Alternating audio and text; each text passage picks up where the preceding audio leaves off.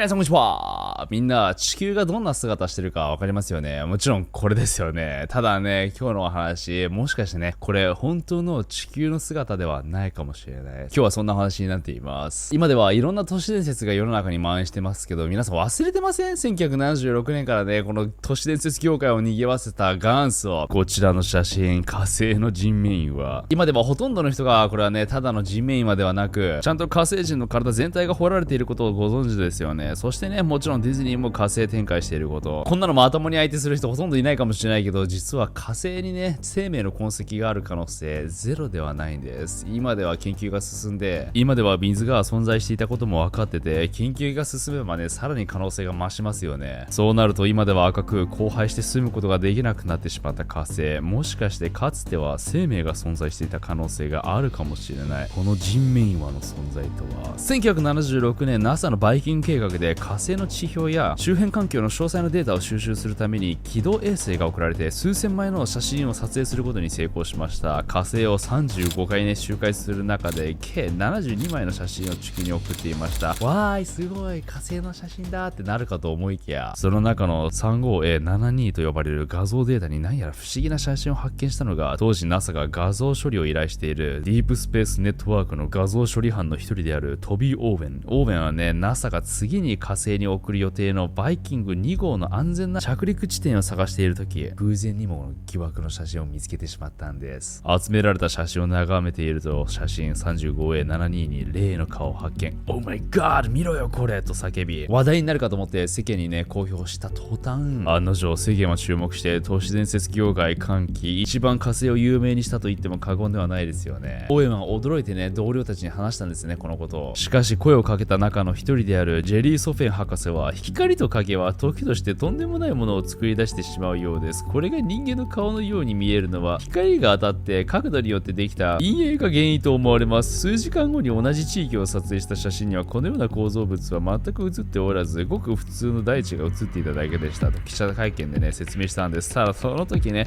そのごく普通の大地だというその写真は公開されませんでした。なんやねんやねんお前公開してくれよな。冗談で公表したら思いのほかねみんな信じちゃったやつ、冗談が通じないやつに冗談言った時の気まずい雰囲気、あれどっちが悪いんですかね。冗談言った方なのか、分からなかった方なのか。明らかに人の顔のように作られた岩は火星のスフィンクスと呼ばれるようになりました。 NASA が公開したこの写真は瞬く間に火星の文明の痕跡としてねみんな呼ぶようになって、さらにエジプト同様スフィンクスが建設されている場所には文明都市があるとされ、実際この写真をよくね観察してみるとピラミッドらしきものが写っているんです。確かに実際のエジプトにあるピラミッドと形もね配列も似ていますよね。他にも火星ではエジプトのアブシンベル小神殿の像の形のような岩も見つかっていて、これはね太古の火星に存在した知的生命体が作ったもので、これこそが地球のエジプト文明の基礎となったという意見もあるんです。いやこれさすがにね頭にアルミホイルね巻いてる人にしか通じないような話だと思うんですけど、いや本当にそんなぶっ飛んだお話なのか。もしかして NASA は本当に隠したかったのかもしれない。火星にかつて文明が存在していたことを。このぶっ飛んだ話も忘れられ、数年後ある日ヴィンセント・ディピエトロは地球外生命体考古学っていう本で火星の顔を初めて見ました。その時はねあまり関心に持たなかったんですね。それから2年後ヴィンセントはメリーランド州グリーランドベルトにある NASA の国立宇宙科学センターで本と同じ顔の写真を見つけたんです。なぜ光と影のいたずらとされた写真をわざわざ NASA はね残しているの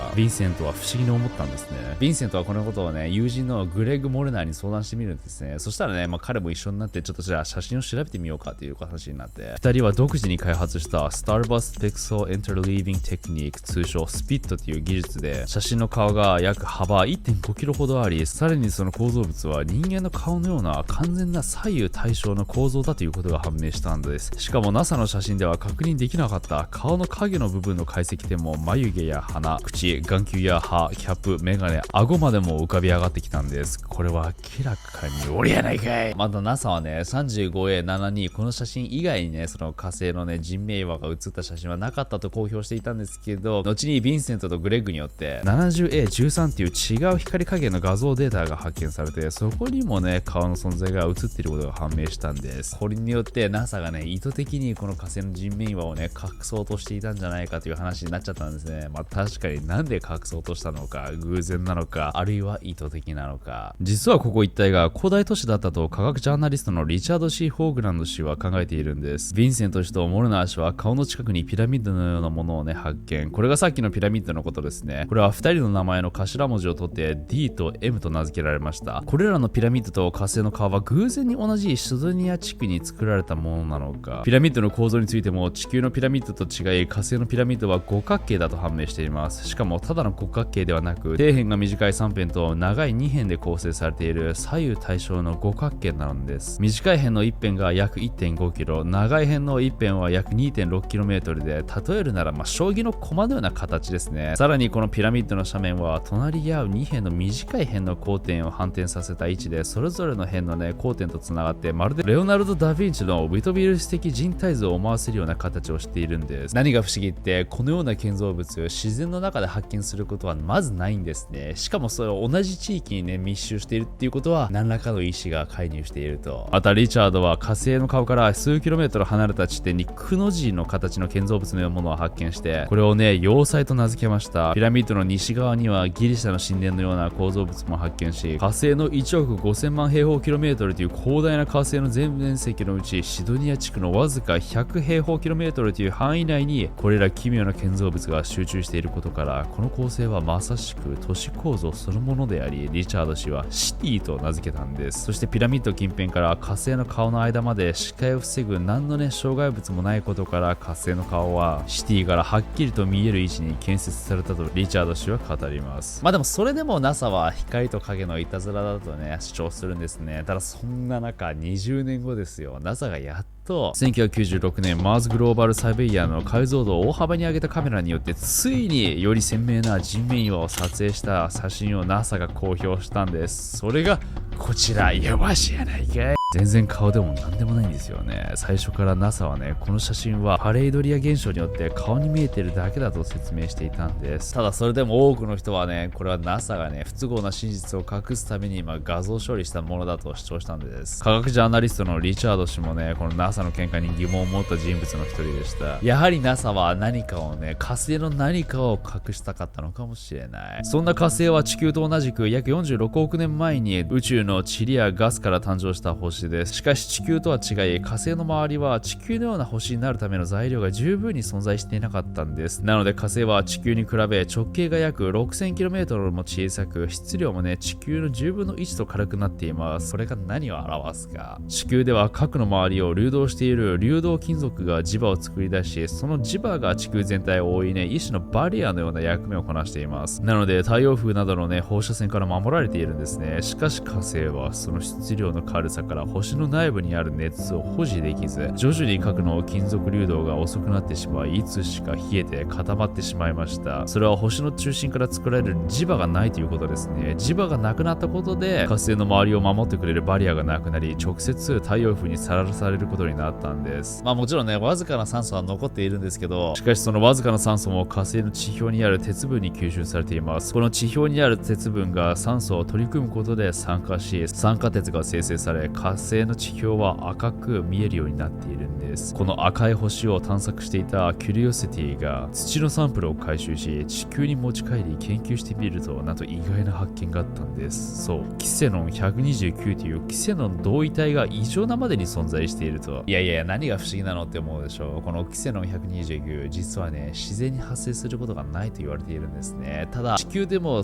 たくさんこのキセノンが発生する方法があるんです。それが核爆発。核爆発の実験を行うと必ずキセノン129がその場所に残るんです。そんなキセノンが火星はなんとね地球の約2倍もあると、そう主張するのがプラズマ科学者のジョン・ブランデンバーグ博士。しかも火星はおそらく2回核爆弾、少なくとも2回核爆弾が落とされたとこの主張するんですね。その理由としてはキセノン129が異常に数値が多いんです。それが人面岩があるシドニア近辺だったんです。そうなるとかつて火星には水も周り青い空が覆っていたけど、火星の異常に軽い数値はその資源を食い荒らした謎の文明が存在していたことになるのか、ちょっとロマンあるね話に近づいてきたでしょ。ちなみにこの地球上の人面員はかなり心地よさそうに寝ているでしょう。彼が寝ているのは火星のねボコボコした表面ではなくコアラマットレスなんです。みんな知ってますよね、コアラマットレス。なんと嬉しいことに今回ねコアラマットレスさんが僕に案件をくださったんです。なんで嬉しいかというと、僕プライベートで約1年半前からコアラマットレス使ってたんですね、僕自身。コアラマットレスはねオーストラリアの会社で振動吸収性がとんでもなく優れているマットレスで話題になりましたよね。ワインをねマットレスに置いてとんでもこぼれないという、この技術のおかげで自分の体に合った形を実現することができて、体への負担が軽減するんです。それだけじゃなくて、今回紹介するニューコアラマットレスでは硬さを自分で調整することができて、上層部分を表裏にするだけで硬さを普通硬めと選べるので、ほとんどの人の体にはフィットしそうですよね。僕もこのマットレスにしてからね体の不調が一切なくて、今のところ絶好調って感じなんですけど、いや本当にねこれ言わされてるわけではなくて、僕自分で本当に買っていったので本音です。しかも個人的に気に入ったのがその他2点あって、1つがサービスの良さ。なんとコアラマットレス購入から120日間返品が可能なんです。お試しでしかも4ヶ月ね使用できるってえぐいですよね。かなり自信がないとできないことです。また僕が好きなのは、コアラといえばオーストラリアですけど、オーストラリアの森林火災があったじゃないですか。コアラが水を欲しているあのシーンが印象的でしたよね。コアラマットレスは売り高のね一部を自然環境保護に実は寄付しているんです。この美しい地球をね守ろうという意識は素晴らしいと思います。皆さんも極上の睡眠体験と地球のためにねコミットしてみたい方、ぜひチェックしてみてください。詳細はね概要欄に貼っておきます。話を戻すと、火星でねその核戦争があったっていうのはさすがに飛躍した説ではありますよね。ただその NASA はその火星にねそのマズローバーを送り込んで、そこでいっぱい写真を撮っているんですね。でその撮った写真を全部ねネットに公開されているんです。そこで結構面白いものが写っていたりするんです。結構前に話題になったこちらの写真、誰かがね膝に手を置いて座ってるみたいな感じですよね。これちょっと僕はあんま信じられないですけど、続いてはこちら、何これみたいな。これは火星に存在する生命体や宇宙船の入り口なんて噂されています。これも僕はちょっと信じない。他にも一見何のね変哲もない岩肌の写真、しかしよーく見てみると、なんと岩の表面にエイリアンの子供のような存在が張り付いているのが発見されたんです。いやこれもさすがに無理があるやろ。これはね火星に生息している生命体なのか。他にも火星の衛星で見つかったモノリスのようなもの、これはね火星の衛星であるファボスで撮られた写真で、高さおよそ85から90メートルだと推測されています。この写真のデータを解析したジョンソン宇宙センターのラン・フレミングは、このモノリスが人工物である可能性もあると考えているみたいです。そのラン・フレミングさん、一度その自然をちょっと眺めてみた方がいいかもしれないですね。自然ってほんと素晴らしくて奇跡で、自然といろんなものがね出来上がったりするんですよね。そして最後に画面中央よりやや左上にある2つの岩の間に何やらね映っているネズミのようなもの、さらにこの他にもネズミのような生き物の写真がいくつか見つかっていて、なんとこの写真に写っているのは地球のグリーンランドのデボン島に生息しているレミンっていう齧歯類だということがね噂されているんです。いや言われてみるとさ、これ本当にレミンに見える。てか言われたらもうレミンにしか見えなくないですか皆さん。いや本当にこれ純粋にみんなの意見聞かせてください。これどう見ても確かにレミンに見えるし、この周りの風景も実はデボン島そっくりなんですね。これ実はそっくりなんです。なんでここまでね似ているのか。実は NASA はこの島が火星の地上環境に似ているという理由で、火星探査機のテスト走行や火星での活動を想定した訓練を行う研究施設を所有しているんです。そしてこのデボン島にたくさん生息しているのはこのレミンなんです。ってことはさ、これ間違えて火星のものだと思って公表したのが実はねデボン島だったという可能性あるんですかね。もうそれだったら僕たちが見ている火星だと思っている写真はもしかしてこの地球のデボン島かもしれないっていう。でも NASA がね、さすがにNASA がそんなミスすることはないと思うし、なおかつ彼らがフォトショーとかねその写真を改造していることなんてないでしょうと思いきや実はありえましてね。なぜかというと、こちらは2000年に NASA によって公表された地球の写真なんですけど、みんな地球がこのままそのものだと信じ込みますよね。しかしよーく見てみると、このように同じパターンの雲を発見することができるんですね。これに関しては NASA も認めているんです。認めているっていうか、そもそもこの地球のイメージというのが、そのような技術をね、使って作られているということなんですね。衛星がこのように周回して撮影したものをね、つなぎ合わせているということなので、身近なことで例えると、例えば Google Earth とかね、ストリートビューがそうですよね。地球上の全ての地域を一つのね、写真で収めるというのはもちろん不可能なので、各地で撮影したものをね、後にフォトショーでつなぎ合わせるという。なのでこれは本当の地球の姿っていうよりかは、本物に限りなく近い地球のイメージだということになります。必要な技術だということはもちろんわかるんだけど、少しでもそのフォトショーで色が改ざんされていたり、その何かね、見えやすくされていたりすると、どうなの？全て公表されている写真ってそのものっていうよりかは、何かしらちょっと改ざんされている可能性があるんじゃないっていう目線で見ちゃいますよね。そうなると、この最初に公表された火星の人面は、もしかして NASA が隠しているわけでもなく、NASA も知らない何かがね、ここには隠されているのかもしれない。皆さんどう思いますかね？今日の話を聞いて、この火星のね、人面岩にロマンを感じるのか、あるいは、いや、さすがに直樹はこれは無理がある。もうこれ以上掘っても何も出てこないと思うのか、ぜひね、コメント欄に意見聞かせてください。それでは皆さんご視聴ありがとうございました。